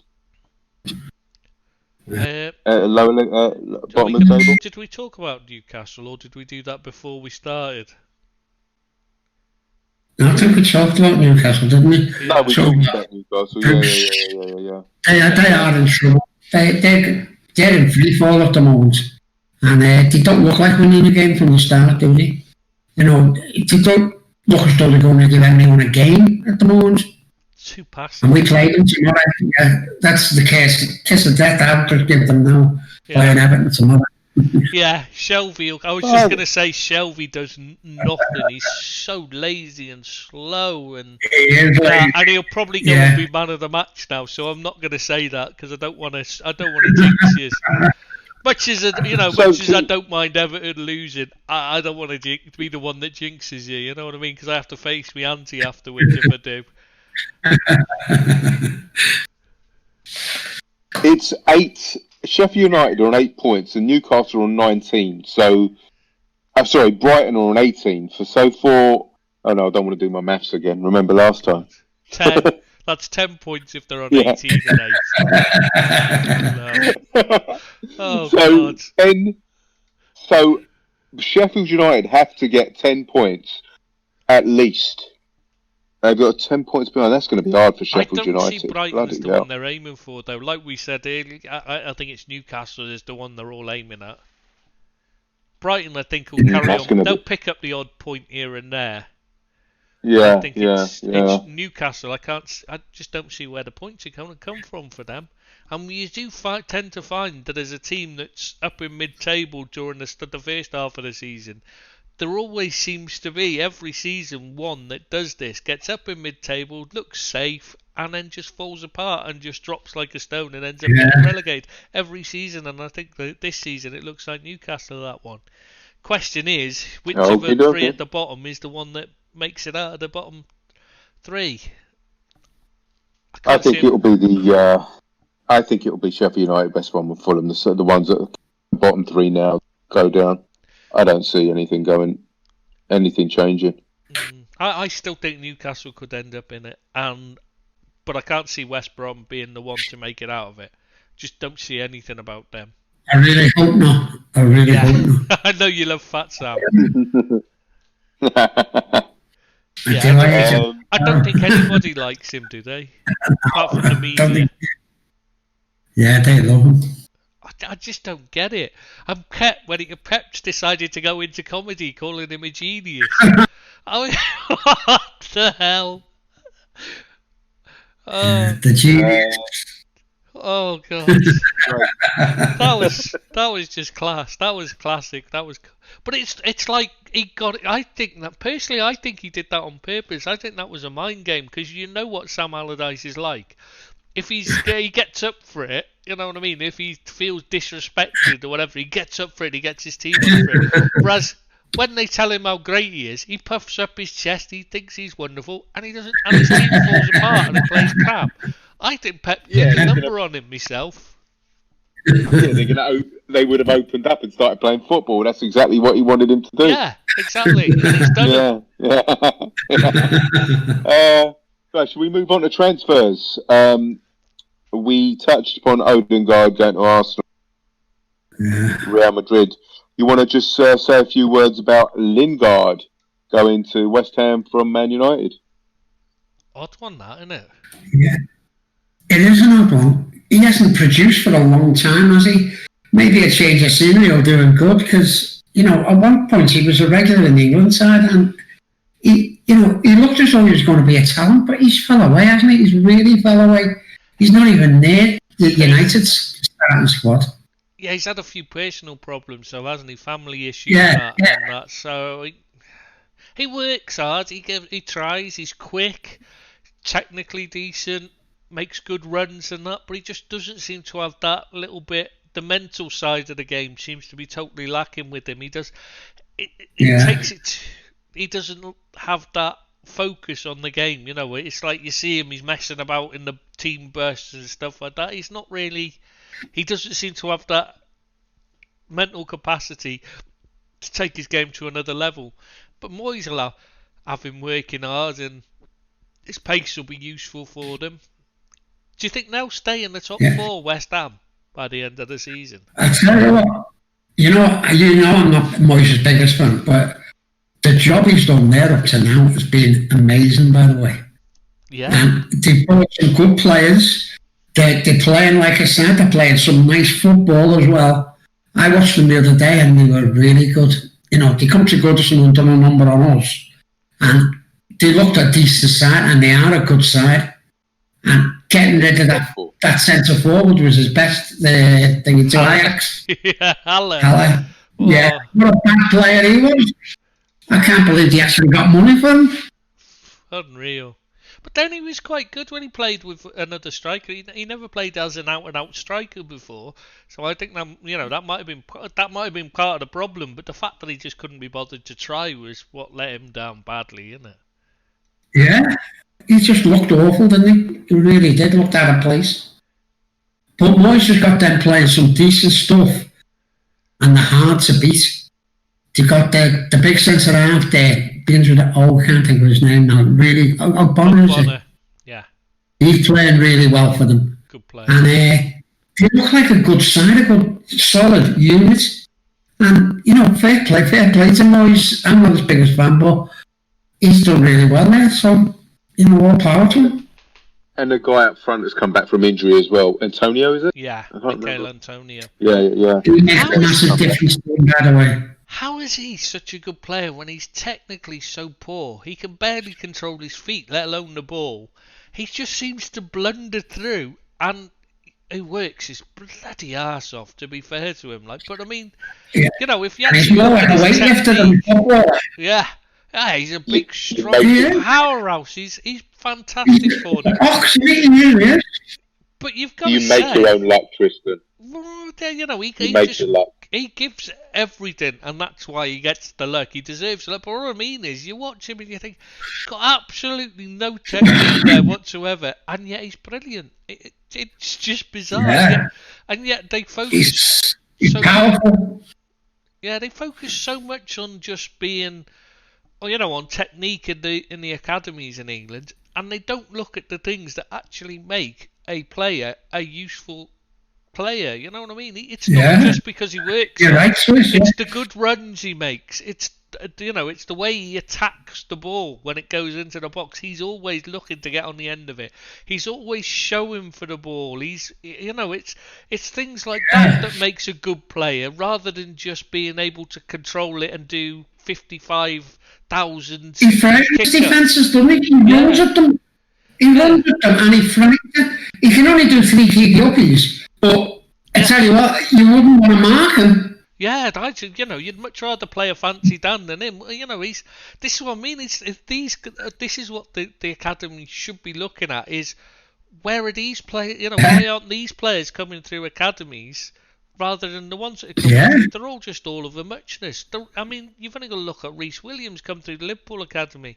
Yeah, he's tidy on the ball, but he can't defend. He's got no idea about positional sense. He can't read the game. He's just a nice touch on the ball player. They're all the same. That's what they do. Good technique, and there's nothing else to it. Yeah. Williams needs to learn. That's the problem with Chelsea are having now. All their players are lovely on the ball, but you've got no heart and no battling qualities that you need inside. You need at least 1 or 2 battlers. And they've got no battlers whatsoever. Yeah, Mount puts himself about. Mount gives his all. He will. He's a decent player. But they've got no one. But I'm saying that. I was just saying, he said none. I was just pointing that out. I mean, Jorginho. Yeah, I agree with that. Yeah. You are the most pedantic person I've ever met in my life. I swear. People say Jorginho's a battler. So pedantic. Yeah, I am. I know that. I can't help it. It's the way I am. I admit that. I've got no problem admitting that. It's my way. But yeah, I was going to say, you watch Jorginho, for instance. People will say he's a bit of a battler because he kicks people, but he's just what's the way? He'll just kick people. He's got there's no battle. For the sake of it. He's just not aggressive. What's the word I'm looking for? He's just rubbish. Bit of a shit kicker. You know what I mean? He just kicks someone rather than make an effort because it's easier. He takes the easy option. Yeah. Easy option. Yeah. But the path of least resistance. Yeah. Kovacic is another one. He offers nothing. He's nice they to me are like brothers. Those two are brothers. They do exactly the same thing. Nothing. Yeah. Yeah, that's the problem at Chelsea for me, is the central midfield. They should have kept Ampadu as the holding midfielder. And then they've got to that's transformed their team. Well, play Kante where he's supposed to. Yeah, well, you just put Ampadu sit there and hold in front of the defence, and then tell Kante go and do what you want. You know, we know you'll do the right thing because you're good. You know what I mean? You're good enough to know where to be and when to be there. You know, he's a great player. You don't need to tell him what to do. No. What you need is someone to sit in front and protect him. Highlighting what you just said, Billy, it's telling that Tuchel played Kante in a different position to what Lampard played him in first game in his tenure. Yeah. His 18-month contract, anyway. So, yeah, I mean, that was a weird one, Lampard, playing people out of position. I mean, you've got Havertz that should be playing, there's only one position he plays. And then Werner playing on the left. It was just, I don't know why he did that. I just don't understand was he intellectualizing it too much, or was he just rubbish? I don't get it. He did the same at Derby, to be fair. He made a bit of a mess there, and I don't understand why he was so highly rated. They spent obscene amounts of money to try and get him a team to get promotion, and he flopped. They didn't make promotion, and they didn't look like making promotion, to be fair. I know people argued it. They're really good, but they didn't. They were terrible when you watched them. It was a sentimental appointment, wasn't it? You know, everyone wanted him to do well. He comes across as a nice guy. Mightn't be, but he comes across as a nice guy.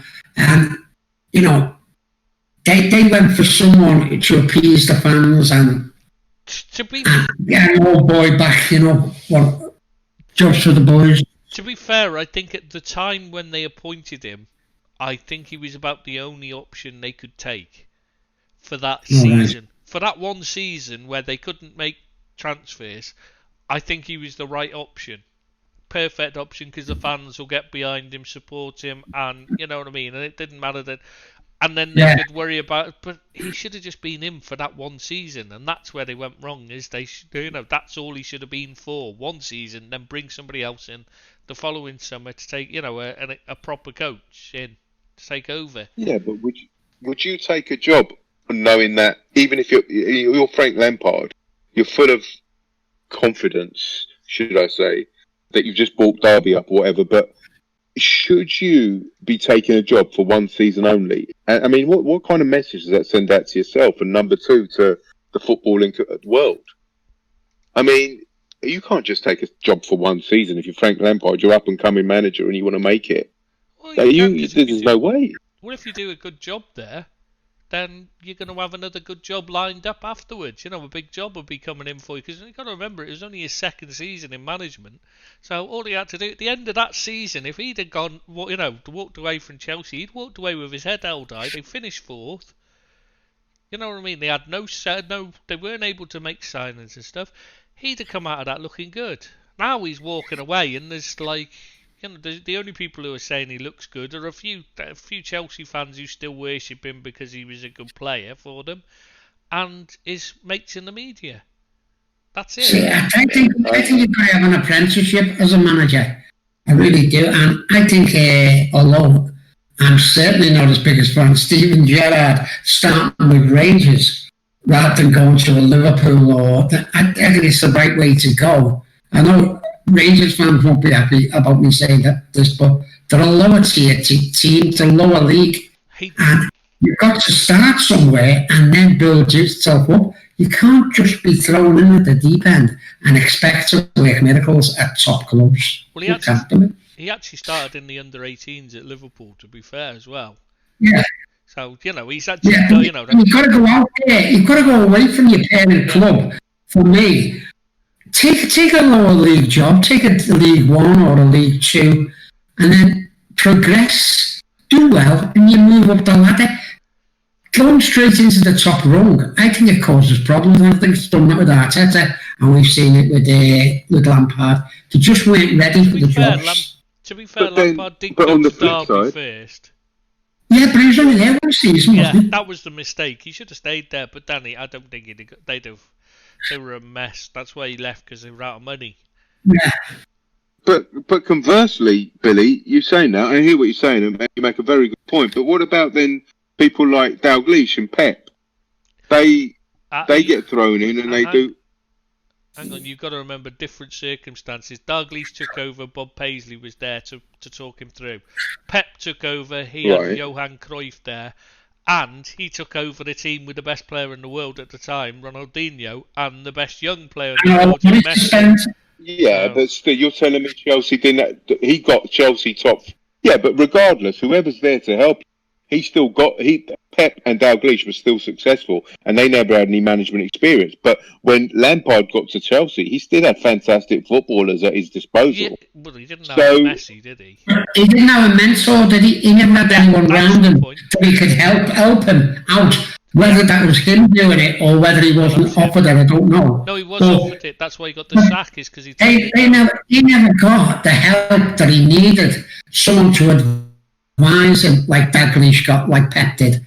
You know, that's what I think. That's my view on it. He needed help and he never got it. Yeah, he chose not to. He chose to have Jody Morris as his number. Yeah, I know you told me that. Yeah, why would you not go for it? You'd want to bring. I mean, even Steve Bruce now they brought in Graham Jones to help him out because they're struggling. He's clever. You know, he's humble enough to say, okay, I don't know everything and I need a bit of help right now because things aren't going well. Frank Lampard, things weren't going well. They said to him, well, we can bring in some bit of experience because obviously we know you're new to the game and your number two's also not, you know, he's not very experienced either. We'll bring you in a bit of experience, just someone to talk, you know, just someone to help you with a bit of advice and help with the coaching side, you know, give you a bit of tactical input that some experience, you know, just someone to help you out. And he's like, absolutely. Yeah. I mean, that's arrogant. I think that smacks of arrogance, really. Yeah. All confidence.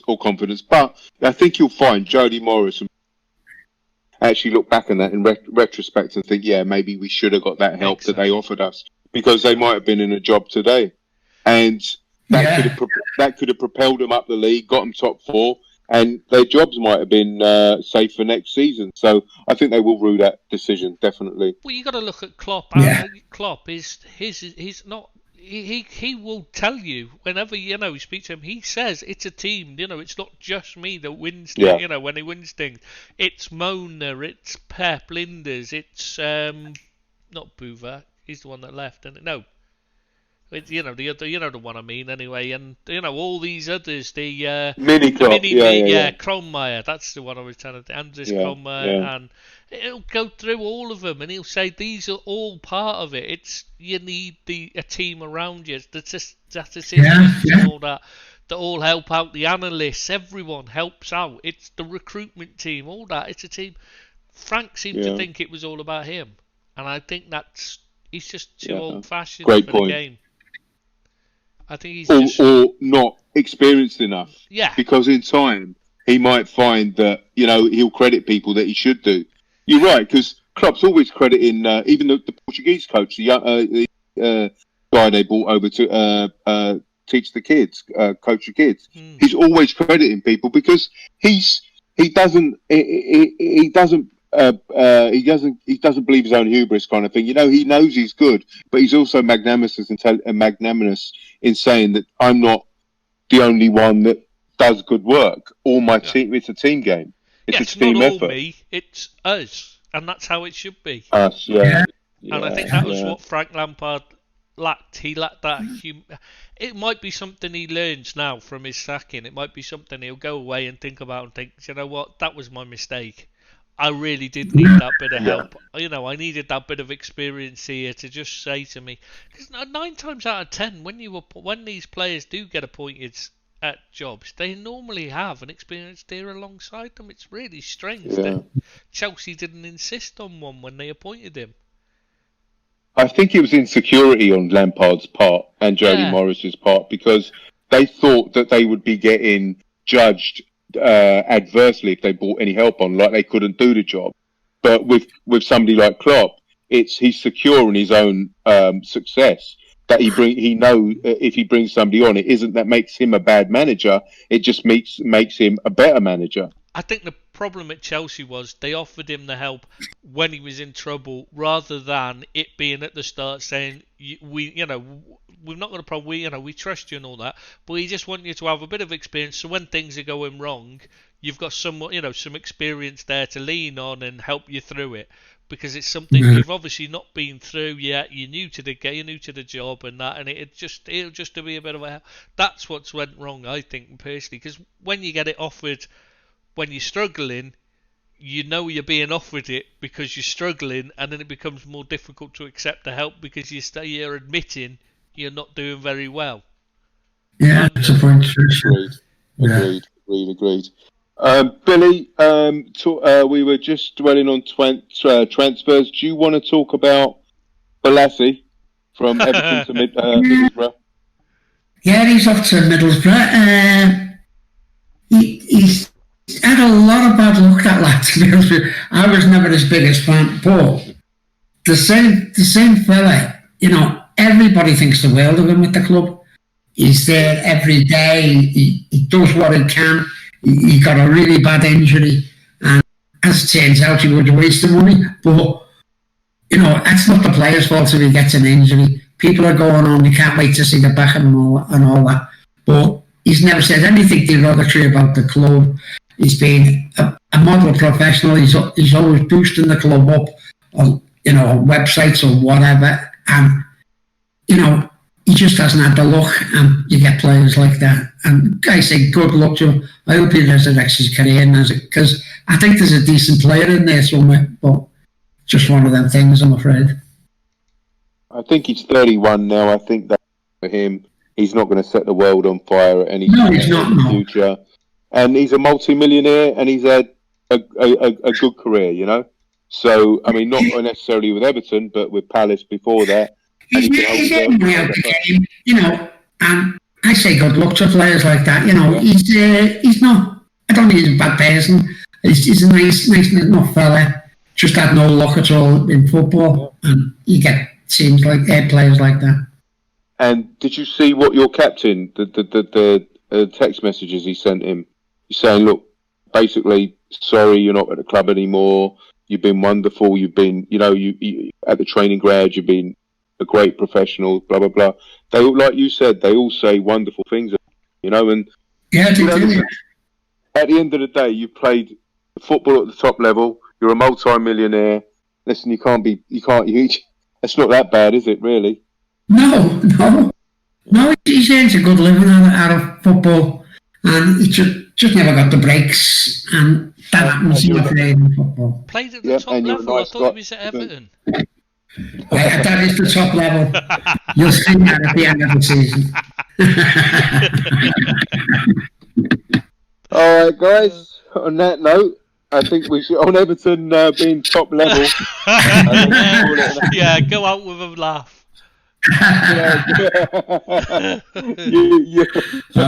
I'm going to get so much stick on that one. All right, guys. Yeah, right, boys. It's been a pleasure. Whatever day. What day is Thursday. it? Thursday, yeah. Friday tonight. Yeah. Friday tonight, yeah. That's close enough. Thursday, Friday. Okay, thanks a lot, boys. See you on the site. Thursday. Ta-ra. Okay.